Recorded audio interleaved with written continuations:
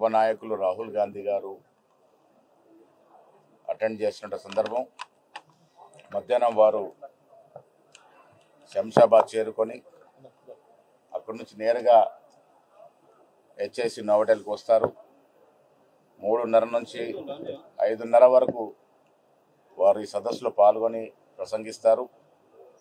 రాహుల్ గాంధీ అనునిత్యం ప్రపంచ శాంతి కొరకు ఈ ప్రోగ్రెసివ్ థింకింగ్ ఉన్నటువంటి డెలిగేట్స్ కలవడానికి విదేశాలకు వెళ్తూ ఉంటారు.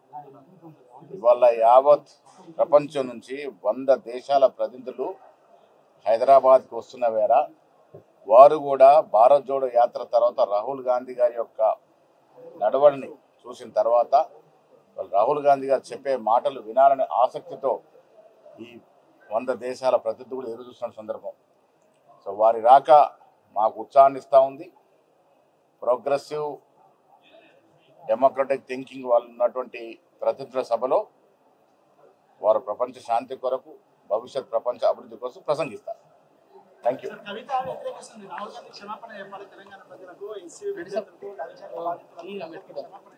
ఫస్ట్ కవిత గారు చెప్పాల్సింది వాళ్ళ నాయనగారు వాళ్ళ అన్నగారు ఈ 10,000 ఎకరాలు హైదరాబాద్ చుట్టుపక్కల అమ్మేశారు కదా, అప్పనంగా ప్రైవేట్ కంపెనీలకు అమ్మినారు.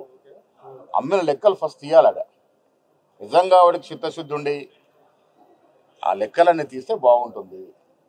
తర్వాత లిక్కర్లో వ్యాపారం చేసి తన యొక్క మెగా రౌడీ అని చెప్పుకున్నటువంటి కవిత గారికి దేశం కోసం హార్నిశలు శ్రమిస్తున్న రాహుల్ గాంధీ గారి గురించి మాట్లాడితే ప్రజలు హర్షిస్తారని నేను అనుకోవట్లేదు. Thank you.